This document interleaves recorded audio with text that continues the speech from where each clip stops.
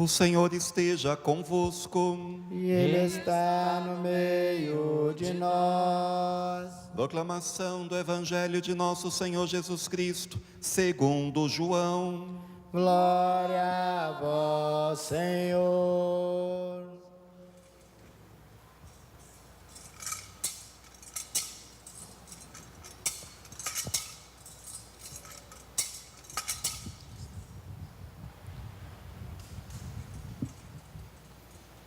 No primeiro dia da semana, Maria Madalena foi ao túmulo de Jesus bem de madrugada, quando ainda estava escuro, e viu que a pedra tinha sido retirada do túmulo. Então ela saiu correndo e foi encontrar Simão Pedro e o outro discípulo, aquele que Jesus amava, e lhes disse: tiraram o Senhor do túmulo e não sabemos onde o colocaram. Saíram então Pedro e o outro discípulo e foram ao túmulo. Os dois corriam juntos, mas o outro discípulo correu mais depressa que Pedro e chegou primeiro. Olhando para dentro, viu as faixas de linho no chão, mas não entrou. Chegou também Simão Pedro, que vinha correndo atrás, e entrou no túmulo. Viu as faixas de linho deitadas no chão e o pano que tinha estado sobre a cabeça de Jesus, não posto com as faixas, mas enrolado num lugar à parte. Então entrou também o outro discípulo, que tinha chegado primeiro ao túmulo. Ele viu e acreditou. De fato, eles ainda não tinham compreendido a Escritura, segundo a qual ele devia ressuscitar dos mortos. Palavra da salvação. Glória a vós, Senhor. Que as palavras do Santo Evangelho perdoem os nossos pecados. Amém. Amém. Celebramos hoje a missa da ressurreição do Senhor, missa da Páscoa, dia da Páscoa. Chegado o momento que para a igreja é o centro do ano litúrgico, né? Tudo começou desde o começo do cristianismo com a celebração da Páscoa, que era celebrada semanalmente. Todo domingo era Páscoa no começo do cristianismo. Depois a igreja achou por bem escolher uma data, né? E que aquela data fosse o centro do ano litúrgico. Depois foram crescendo em volta dela as preparações, né? E daí temos a Quaresma, temos depois o Tríduo Pascal, né? Tudo isso é importante para que a gente possa estar bem preparados para conscientemente celebrar a vitória de Cristo, a vitória sobre o pecado e sobre a morte. Ontem, na Vigília Pascal, todos devem ter vindo, né? Porque é missa importantíssima, como dizia Santo Agostinho, é a mãe de todas as celebrações da igreja, né? A Vigília Pascal. Nós tivemos 7 leituras do Antigo Testamento, uma leitura do Novo Testamento e depois o Evangelho, totalizando então 9 leituras, né? Porque era uma missa que começava bem à noite, né? 11, meia-noite, e depois prosseguia até de madrugada, até umas 5 da manhã, quando então, antes do raiar do sol, né, se proclamava a Páscoa do Senhor. E ontem, na proclamação da Páscoa, nós vimos todas essas leituras que contavam um pouco da história da salvação, desde a criação. Nós vimos lá o livro do Gênesis, né? Desde o momento da criação de Deus, quando Deus criou homem e viu que era muito bom. Ele tinha criado todas as coisas, né? E disse que, e viu que era bom. Repete como um refrão no livro do Gênesis, né? Mas no 6º dia, quando cria o homem, Deus viu que era muito bom, né? Mas no entanto, apesar de ser a obra-prima de Deus, né, o ser humano acabou caindo no pecado. Nós acompanhamos lá no livro do Gênesis também, capítulo 3.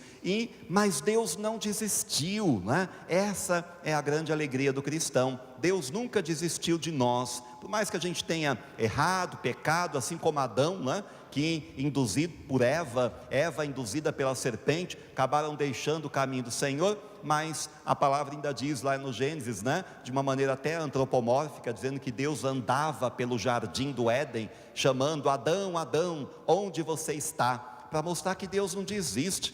Pecou, errou, fez o que Deus proibiu, né? Mesmo assim Deus ainda estava lá atrás dele, né? Chamando pelo nome: Adão, Adão, onde você está? Por isso que para Deus, né, sempre é dia de salvação, sempre há chance. Deus nunca desistiu.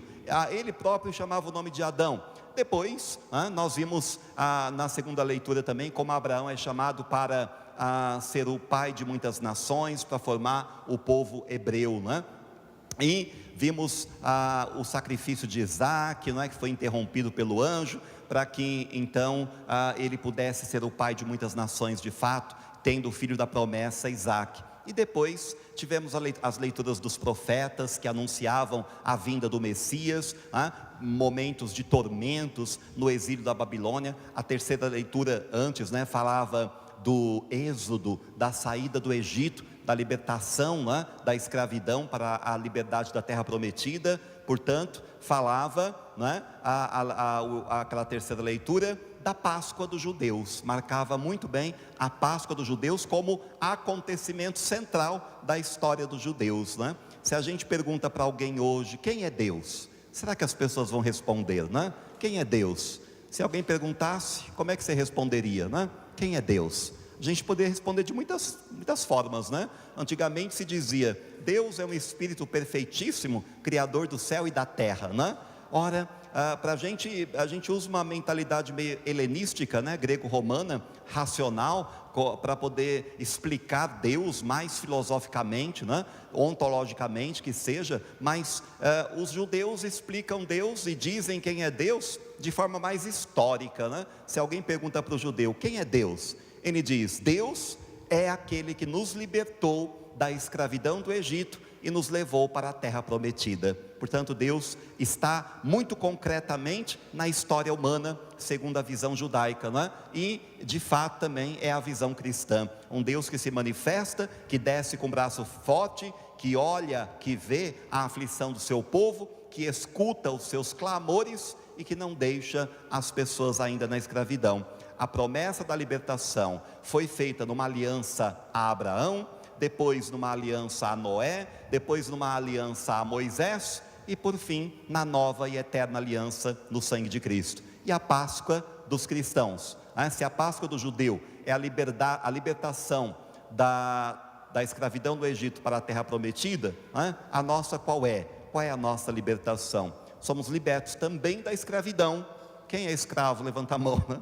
Diz os judeus, né? Nós não somos escravos para você dizer que vai nos libertar, diziam para Jesus, né? Mas e depois Paulo afirma, somos escravos do pecado, né? Somos escravos ainda do inimigo, mas quando Cristo nos libertar, seremos verdadeiramente livres. E Cristo nos liberta, Ele é o novo Moisés, o grande libertador. Ele sim é o libertador para nós e o Salvador também, porque nos libertou do pecado e portanto da consequência do pecado, que é a morte. Se a morte entrou no mundo por um homem, que foi Adão, né? Se comer morrerás, agora entra pela obediência de um só, diz São Paulo também para nós. Então celebrar a Páscoa é celebrar essa festa, essa alegria da vinda do Senhor, né? Nós tivemos os 40 e poucos dias de quaresma, depois tivemos o tríduo pascal. Sabem que no tríduo pascal todos nós devemos ir à missa de quinta, né? Sexta, sábado, que foi ontem, essa missa um pouco mais longa, né? Com essas 8 leituras e mais o Evangelho, né? E também devemos ir no domingo para dizer, eu creio no Senhor, eu creio que Deus entrou na história, não só na história mundial, mas também na minha história. Também o Senhor quer me ressuscitar, também Ele quer me dar vida nova, também Ele quer me fazer um homem novo, não é? Também Ele quer fazer de cada pessoa uma pessoa nova, deixar para trás o que era velho, aquilo que era carregado de pecado, e nos transformar em algo novo. Isso é ressurgir, isso é ressuscitar em nós também a esperança, a vontade de viver, os sonhos que um dia foram desfeitos, e ressuscitar, portanto, a felicidade e a esperança, até que cheguemos um dia à glória eterna, ressuscitados com Ele. A primeira leitura, Atos dos Apóstolos, nos conta um pouco como que foi a vida de Jesus. Pedro toma a palavra e resume em 4 pontos a história de Jesus. Ele diz assim, olha, vós sabeis o que aconteceu em toda a Galileia, em toda a Judeia, a começar pela Galileia, depois do batismo pregado por João, como Jesus de Nazaré foi ungido por Deus com espírito e com poder, né? Ele andou por toda a terra fazendo bem, curando a todos os que estavam dominados pelo demônio. Então, primeira coisa que ele diz, né? Primeira coisa, Jesus de Nazaré, ungido por Deus, passou fazendo bem, curando das doenças e libertando os possessos do demônio. Portanto, é a entrada de Deus mesmo na história, deste libertador, desse salvador. Mas ele diz assim, olha, segunda coisa, nós somos testemunhas dele, porque vimos e ouvimos em toda a terra dos judeus e em Jerusalém. Ou seja, primeiro eles testemunham que Jesus passou fazendo bem. Pois eles dizem, quem testemunhou? Nós mesmos vimos e ouvimos. Terceiro ponto, mas os judeus o mataram pregando numa cruz. No entanto, Deus o ressuscitou no terceiro dia. E agora, a quarto ponto é, todo aquele que crê em Jesus recebe em seu nome o perdão dos pecados. Está resumido a história da salvação operada por Jesus, né? Veio ao mundo, passou fazendo bem, curando e libertando, depois foram testemunhas os seus apóstolos, os judeus o mataram, mas ele ressuscitou, e todo aquele que nele crê, recebe pela fé o perdão dos pecados. Essa é a história da salvação, que depois Paulo diz assim, se Cristo ressuscitou, então esforçai-vos por alcançar as coisas do alto. Por isso que buscamos aquilo que é espiritual. Olhar e buscar as coisas do alto significa não olhar só para o mundo material, não é? Embora precisemos no mundo material de morar, de vestir, de nos alimentar, não é? Precisamos de tantas coisas enquanto vivemos neste mundo, mas não olhar somente para isso, olhar para além disso, né? Olhar para o mundo espiritual que está passando por todo o mundo material, né? Por toda a história, por toda a nossa história também. Buscai as coisas do alto, de São Paulo, pois vós morrestes, e a vossa vida está escondida com Cristo em Deus. Paulo nos afirma o tempo inteiro, na carta aos Romanos também, né? Ontem foi falado que nós morremos no batismo com Cristo, e também ressuscitamos com Ele, que também ressuscitou. E ele diz assim, quando Cristo vossa vida aparecer em seu triunfo, então vós aparecereis também com Ele, revestido de glória. Aspirai às coisas celestes e não às coisas terrestres. Aspirar, ter vontade, ter sede, ter fome daquilo que também é celeste. Assim como Maria Madalena tinha fome. Sabe que Maria Madalena tinha sido uma mulher muito pecadora aos olhos dos judeus, tinha sido prostituta, rejeitada, humilhada, discriminada, deixada de lado, criticada, apontada o tempo inteiro, mas se todos rejeitavam Maria Madalena, Jesus a acolheu. Jesus não fica o tempo inteiro jogando o pecado na cara, ele simplesmente olha, vê o sofrimento daquela que o pecado humilhou, e agora ele tenta resgatar. Jesus a perdoa, expulsa 7 demônios dela, e agora ela é uma mulher restaurada, uma mulher que sabe amar, e é por isso que ela ama tanto Jesus, que mesmo depois que ele morreu, mesmo que tenham dito, olha, Jesus era o Messias, mas ele morreu, é um escândalo a cruz, esperávamos que ele ia libertar Israel, os discípulos de Emaús vão dizer, esperávamos que estavam decepcionados. Mesmo assim, Maria Madalena vai ao túmulo, na madrugada do primeiro dia, ainda está escuro, diz o texto, bem de madrugada, quando ainda estava escuro, Maria Madalena foi ao túmulo de Jesus, e viu que a pedra tinha sido retirada. Veja, quem muito ama, não pode viver sem a pessoa amada. Maria Madalena vai. Hoje, Maria Madalena, ela representa todos aqueles que foram rejeitados também, todos aqueles que são humilhados no dia a dia, que são apontados, que são crucificados também. E Deus continua amando, enquanto o mundo critica, enquanto o mundo rejeita, Jesus acolhe. E é por isso que ela vai lá diante do túmulo de Jesus, a pedra está retirada do túmulo, o túmulo está vazio. E logo que então ela saiu correndo e foi encontrar Simão Pedro e o outro discípulo, aquele que Jesus amava. Quem veio ontem ouviu no Evangelho de Mateus, um pouco diferente, Maria Madalena vai ao túmulo com a outra Maria, que provavelmente Maria de Cleófas, a mãe de Tiago. Aqui não, Maria Madalena está sozinha. Lá também no Evangelho de Mateus, primeiro ela vai com Maria de Cleófas e a pedra está retirada, mas tem um anjo que senta sobre a pedra para dizer que ele submeteu a morte, ele subjugou a morte, ele tem autoridade sobre a morte, ele está sentado sobre a pedra. E agora não aparece o anjo, e me perguntaram: padre, qual é que está certo? Qual é o evangelho que está certo? Evangelho de Mateus ou Evangelho de João? Maria Madalena foi sozinha, como João diz, ou Maria Madalena foi com Maria de Cleófas, como diz Mateus? O anjo estava lá como fala Mateus, ou não estava como fala João? Ora, qual está certo? Os dois estão certos, porque os evangelhos não são textos jornalísticos, não é um texto histórico ali que quer registrar detalhes, olha, foi assim, assim, assado. São todos textos teológicos, que querem afirmar verdades teológicas, e a verdade que eles querem afirmar é: Jesus ressuscitou, o túmulo está vazio. Maria Madalena, uma mulher ou outra a mais, também viu que o túmulo estava vazio e saiu correndo para dizer aos discípulos que o corpo de Jesus tinha sido retirado do túmulo. Importante é que elas foram dar testemunho. No de Mateus é o anjo que manda, olha, vai lá dar testemunho para os apóstolos e diga a eles para irem para Galiléia, porque lá vão me encontrar, eu irei atrás deles. E agora também não fala isso, mas fala outras verdades importantes, porque se trata de texto teológico e não histórico. Ela corre, encontra com Pedro e diz: tiraram o Senhor do túmulo e não sabemos onde o colocaram. Maria Madalena quer o Cristo, quer Jesus, mesmo que tenha morrido, ela quer saber onde está, porque ela quer ir levar suas flores, fazer suas orações. E aí Pedro sai correndo e o outro discípulo também, correm juntos. Mas diz o evangelista que o outro discípulo, aquele que Jesus amava, correu mais depressa, chegou mais depressa lá no túmulo, mas no entanto ele parou.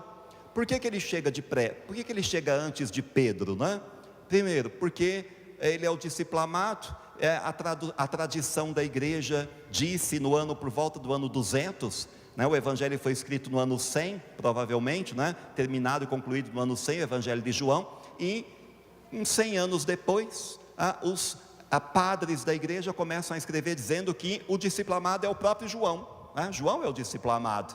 E aí ele é um jovem de 20 anos, quase 20 anos, então ele corre muito mais rápido do que Pedro, que era um pouco mais velho. Mas ele não entra no túmulo. Por quê? Em respeito aos mais velhos, ele respeita Pedro. Pedro é o mais velho, além de ser o chefe da igreja, já declarado por Jesus, Pedro, Simão, tu és Pedro, sobre esta pedra edificarei a minha igreja. Pedro é o chefe da igreja. Então o discípulo amado não entra no túmulo, deixa Pedro chegar. Quando ele chega, entra e constata que o túmulo está vazio, as faixas mortuárias no chão e um pano dobradinho, colocado ali num lugar à parte, para dizer que mesmo na ressurreição, Jesus não faz bagunça em casa, Jesus deixa os panos tudo dobradinho ali, vai para o céu, ressuscita, mas deixa tudo dobradinho. Tem gente que tem tanta gaveta, que se abrir, pula tudo na cara, mas a de Jesus não, os paninhos tudo dobradinho lá. E depois diz ainda, que aí sim o discípulo amado entra no túmulo. Só que ele diz assim: entrou, viu e acreditou, 3 verbos consecutivos de ação. Ele entrou, viu e acreditou. Ganhou as 2 corridas de Pedro: a corrida material, que chegou primeiro no túmulo, e também a corrida espiritual. Ele acreditou primeiro do que Pedro. O texto diz que Pedro só olhou, mas não fala que ele acreditou. De fato, demorou para os discípulos acreditarem, que Cristo tinha ressuscitado. Só vão acreditar bem depois, quando Jesus aparece para eles: Pax vobiscum, a paz esteja convosco, e aí ele mostra: olha, sou eu mesmo, não é um fantasma não, vejam aqui minhas chagas, E depois Tomé não está com ele. A gente vai ver a semana que vem, como é que Tomé fala assim: eu só acredito se eu vir, e depois ele poderá ver e tocar também nas chagas de Jesus. E nós não vimos e acreditamos, Pois que o Evangelho diz: bem-aventurados os que não viram, mas acreditaram. Nós acreditamos na ressurreição do Senhor, Ele de fato está vivo, e termina o evangelista dizendo: olha, eles ainda não estavam preparados para compreender a Escritura segundo a qual Ele devia ressuscitar dos mortos. Paulo depois nos ensina que se Cristo não ressuscitou, vã é a nossa fé. Então, o centro da nossa fé é a ressurreição de Cristo e a esperança da nossa ressurreição, de viver um dia na glória. Enquanto isso não acontece, vamos ressuscitando por enquanto, hoje mesmo aqui, ressuscitar a alegria, a verdade, a justiça, a caridade, a bondade, ser uma pessoa boa para a família, para os amigos, no trabalho, em toda parte, ser um homem melhor, uma mulher melhor. A cada dia estaremos ressuscitando a palavra de Cristo em nós e dando testemunho de que valeu a pena Cristo passar pelo mundo, porque Ele nos ensinou a viver muito melhor para alcançar a santidade, que é sinônimo de felicidade. Quem é santo também é feliz, né? Santo não é uma pessoa rabugenta lá, que fica o dia inteirinho com um terço na mão. Santo é uma pessoa que ama, e porque ama, o sentimento do amor limpa seu coração, e ela olha o mundo com o olhar de Jesus, que também veio para amar. Nossa Senhora do Rosário, São José, em nome do Pai, e do Filho, e do Espírito Santo. Amém.